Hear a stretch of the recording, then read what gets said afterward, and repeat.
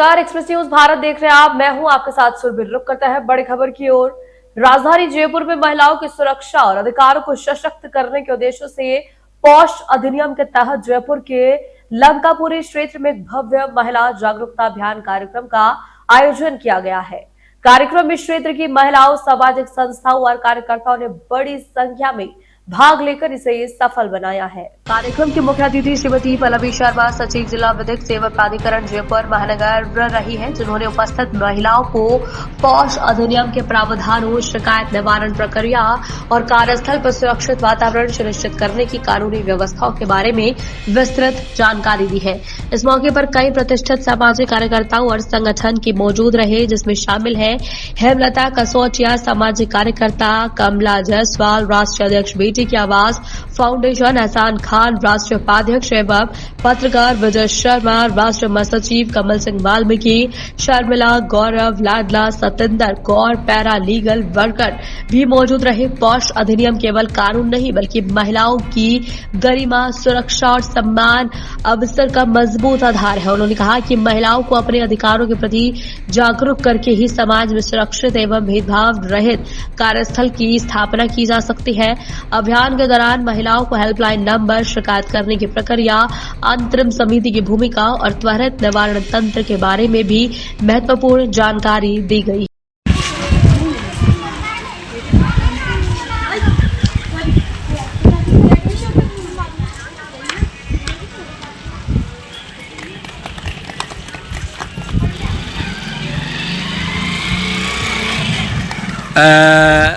Sir, मैं आपसे कुछ सवाल पूछूंगा कि पोस्को एक्ट के नियम के अनुसार बेटियों को किस प्रकार से बचाया जा सकता है?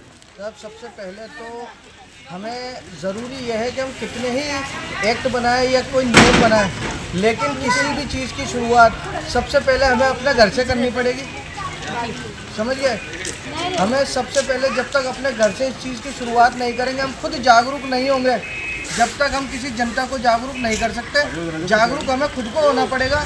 सबसे पहले हमें अपने आसपास की जो भी गंदगी है, इस तरीके के जो असामाजिक तत्व जो इस तरीके के घूम रहे हैं कि अपनी बहन बेटियों पे, मोहल्ले की बहन बेटियों पे इस तरीके की जो गंदी निगाहें रखते हैं, सबसे पहले हमें उन्हें चिन्हित करना पड़ेगा। उनको चिन्हित करने के बाद मैंने क्या कहा, शहर का कचरा बाद में साफ होगा, पहले अपने घर का कचरा साफ करो। समझ गए? जब तक कचरे की सफाई नहीं होगी, जब तक आप कितने अधिनियम बनाओ, चाहे पोस्ट अधिनियम बनाओ, चाहे पोस्को अधिनियम बनाओ या कोई भी अधिनियम बनाओ, वो अधिनियम कोई पास नहीं होगा जब तक अपने यहाँ खुद का नहीं अपने आप को सुधारे। बच्चियों के लिए क्या आप संदेश देना चाहते हो? बच्चियों के लिए सिर्फ एक ही संदेश देना चाहूँगा कि हमारी बच्चियाँ जो हैं ये देश की धरोहर है, देश इसके बच्चियों के बिना अधूरा है।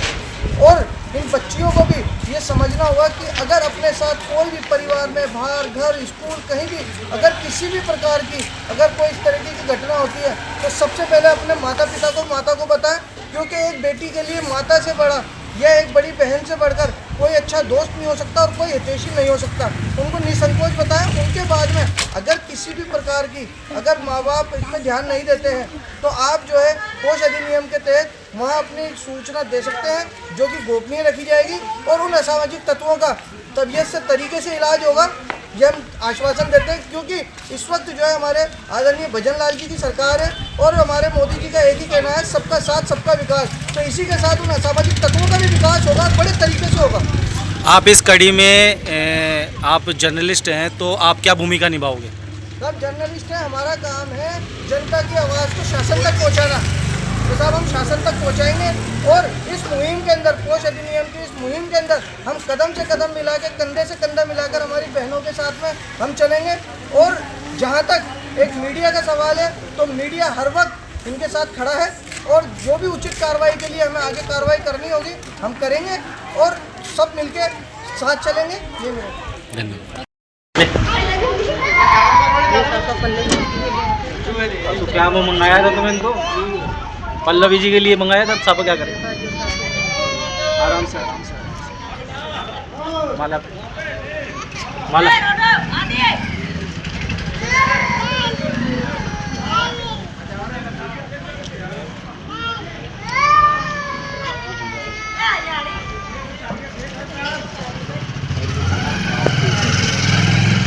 प्रोग्राम महिला ज़्यादा अच्छे से समझा सकती है इस प्रोग्राम को।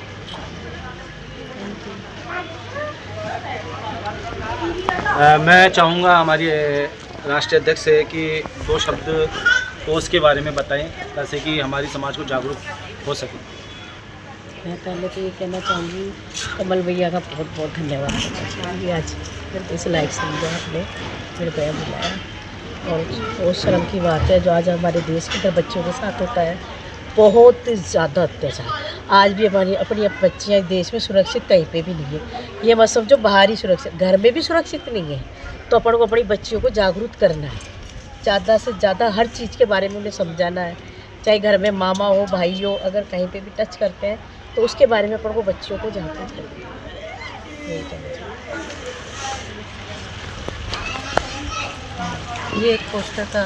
और मैं आदरणीय हमारी हेमलता जी से भी आग्रह करूंगा कि 2 शब्द पोस्ट के बारे में हमारी बच्चियों के लिए आगे बताएं कि इससे उन बच्चियों को क्या प्रोत्साहन मिलेगा। पोस्ट अधिनियम एक ऐसा अधिनियम है जो बहुत ही महत्वपूर्ण है महिला सुरक्षा के लिए, और ऐसी महिलाओं के लिए जो असंगठित श्रमिक के रूप में काम करती हैं, जिनका कोई मालिक नहीं होता, कोई एक मालिक नहीं होता या कोई समिति नहीं होती, ऐसे संस्थानों में काम करती हैं, ठेके पे काम करती हैं। तो अगर वो शिकायत करे भी तो कहाँ करे, ये सोच के साथ पोस्ट अधिनियम का आना बहुत ही उनके लिए सुरक्षा का काम करेगा, उनको एक मजबूती देगा। पोस्ट के द्वारा ऐसी तमाम महिलाएं जो निर्माण श्रमिक हैं, घरेलू कामगार हैं, चूड़ी बनाने का काम करती हैं, ठेला लगाती हैं, बस्ती में काम करती हैं, सड़क पे काम करती हैं, ऐसी महिलाएं भी पोस्ट कानून ने सुरक्षित की हैं। और आज ये कानून के जरिए वो अपनी शिकायत दर्ज कर सकती हैं कलेक्टर के माध्यम से, महिला सुरक्षा समिति के माध्यम से, राजस्थान विधिक प्राधिकरण के माध्यम से, जिला विधिक प्राधिकरण के माध्यम से या आंगनवाड़ी वर्कर के माध्यम से। ऐसी शिकायत लिखित या मौखिक दोनों तरीके से हो सकती है। शिकायत गोपनीय रहती है। ये बहुत ही अच्छा पोस्ट अधिनियम में बताया गया है, क्योंकि अक्सर महिलाएं अपनी पहचान नहीं बताना चाहती थी, डर से आगे नहीं आती थी। और ये अभियान हम चुप्पी तोड़ो अभियान लगातार हर घर घर जाके पहुंचा रहे हैं, जिसमें एक्शन एड सहयोग कर रहा है। और उसके साथ ही संगठन हम सब लोग जो ऑल राजस्थान सफाई कर्मचारी संगठन कमल वाल्मीकि जी सहयोग कर रहे हैं, और उनका जो संगठन का नाम है वो खुद ही अपने बारे में बताएंगे तो ज़्यादा अच्छा रहेगा।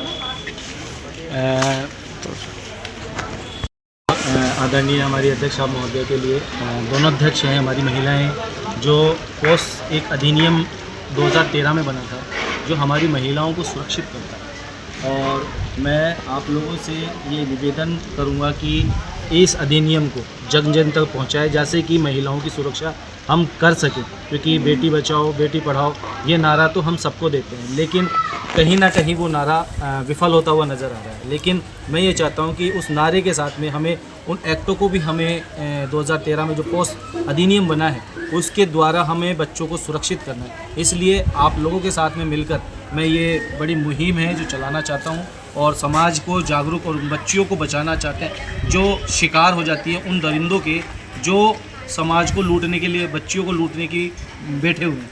तो मैं धन्यवाद दूंगा हमारे दोनों अध्यक्षों को कहा जो समाज के अंदर इतनी जागरूकता, इतना अच्छा पोस्ट अधिनियम समाज में लेके आए। धन्यवाद।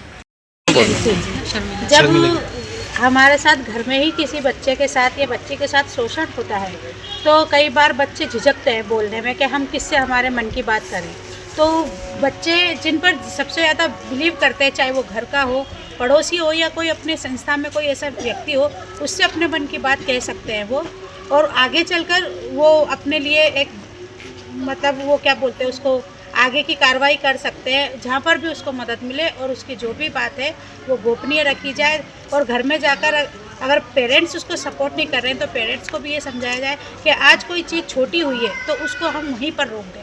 अगर हम उस चीज़ को नज़रअंदाज कर देंगे तो ये बातें आगे चलकर और ज़्यादा बड़ी होगी और फिर एक बड़ा क्राइम खड़ा होगा। तो मैडम इसके लिए तो सारे दारोमदार जो पेरेंट्स का बनता है, क्योंकि आजकल का जो माहौल है ना उसके अंदर पेरेंट्स ने अपनी भूमिका ऐसी निभा रखी है कि एक बच्चे जो है अपने माँ बाप को किस तरीके से बताएगी, एक बेटी अपने माँ को किस तरीके से बताएगी कि साहब मेरे साथ ये घटना हो रही है। तो इसके लिए तो माँओं को, जो पेरेंट माता हैं, उनको भी इस तरीके का व्यवहार अपनाना पड़ेगा जिससे कि वो निसंकोच अपने माता पिता को ये बात बता सकें। जी, मैं आपकी बात से बिल्कुल सहमत हूँ। बचपन से ही बच्चों के साथ माँ बाप का ऐसा रिलेशन होना चाहिए कि अगर बच्चा कुछ गलती भी करता है तो पहली बात तो उसको प्यार से समझाएं, और अगर अपने साथ हो रहा है या किसी दूसरे के भी साथ हो रहा है तो हम पहले उसको सुनेंगे अच्छे से, अगर समझते हैं तो ठीक है, नहीं तो उसके ऊपर फिर आगे कार्रवाई करनी चाहिए। जी से भी कुछ निवेदन करूंगा कि पोस्ट आप यहाँ आए लंकापुरी में, आपका धन्यवाद है।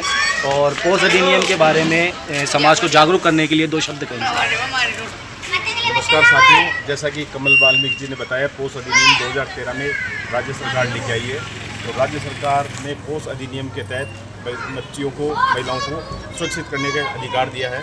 जो हमारी बहन बेटियां किसी फैक्ट्री या ऑफिस में एज ए वर्कर के रूप में काम कर रही हैं, वहाँ सुरक्षित नहीं है, और यदि उनके साथ वहाँ कोई उत्पीड़न होता है तो वो उसकी शिकायत कहीं नहीं कर पाती थी। तो पोस्ट अधिनियम जो कानून बना, उसको उन महिलाओं को अधिकार दिया कि वो अपनी शिकायत पोस्ट अधिनियम के तहत गुप्त रूप से कर सकती हैं। जिला कलेक्टर को जिला विधिक कार्यालय के अंदर अपनी शिकायत दे सकती हैं, और बहन बेटियां ऑफिस या फैक्ट्री में सुरक्षित असुरक्षित नहीं है, वो हमारे घर में भी है। घर में भी ऐसे लोग, हमारे अड़ोस पड़ोस में ऐसे लोग घूम रहे हैं जो बच्चियां नहीं समझती है, उनका शिकार बनाते हैं। बैड टच, गुड टच के बारे में हम, हमारे जितने भी साथी यहाँ हैं, उन बच्चियों को बैड टच, गुड टच के माध्यम से समझाएं कि बैड टच, गुड टच क्या होता है। आपको उसकी परिभाषा आनी चाहिए, ताकि यदि कोई हमको इस तरीके से छू रहा है या टच कर रहा है तो उसका हम हमारे घर वालों को, हमारे रिश्तेदारों को बता के उसका विरोध करें, उसके खिलाफ कानूनी कार्रवाई करें। और तमाम जो यहाँ महिलाएं उपस्थित है, महिलाएं ज़्यादा इस चीज़ को समझा सकती हैं, तो महिलाएं। विजय जी, मैं आपसे एक सवाल करना चाहता हूं कि जैसा कि अभी आपने ये कहा कि बच्चियां जो है, ये वास्तविकता है कि जितने आज बाहर जैसे बच्चियां कहीं नौकरी करती हैं, कहीं स्कूलों में, कहीं भी होता है, लेकिन देखने में ये भी आता है कि 50% से ज़्यादा तो उनके साथ में घरेलू शोषण ही होता है, जिसका आपने कहा परिवार को बताएं, लेकिन परिवार में पता होने के बावजूद भी उन चीज़ों का कोई निवारण नहीं होता, उनको दबाया जाता है। तो उसके लिए आप क्या कहना चाहते हैं? उसके लिए उन बच्चियों को आगे आना पड़ेगा, और किसी को नहीं तो कम से कम अपनी माँ को बता, क्योंकि ऐसे बहुत सारे मामले देखे गए हैं जिसके अंदर कोई ना कोई बच्चियों के साथ में यौन शोषण होता है और उसमें खास रिलेटिव पाए जाते हैं। तो उन बच्चियों को थोड़ा सा आगे आना पड़ेगा।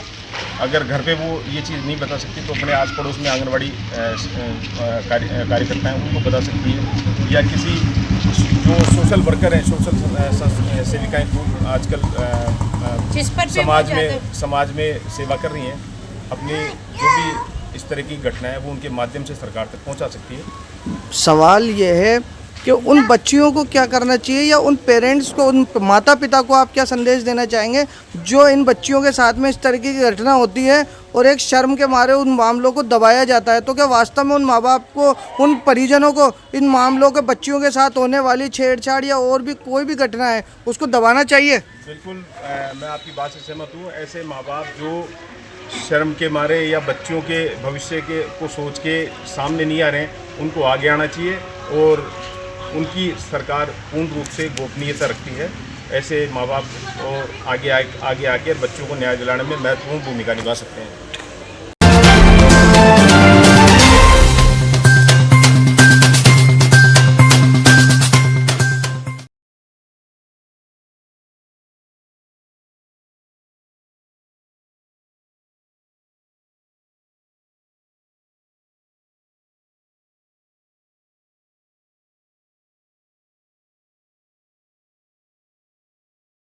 कार्यक्रम में मुख्य अतिथि के रूप में श्री जगत बहादुर सिंह, अनु महापौर नगर निगम जबलपुर, वशिष्ठ अतिथि कैलाश चंद जैन, अध्यक्ष पंचायत सभा अनिल जैन गोड्डा, महामंत्री जैन पंचायत सभा अनुपम जैन बेटिया एवं पार्षद अतुल जैन दानी, पार्षद सुबोध कामरेड, कोषाध्यक्ष मरिया ट्रस्ट मनोज सेठ समेत और भी कई लोग उसमें उपस्थित रहे।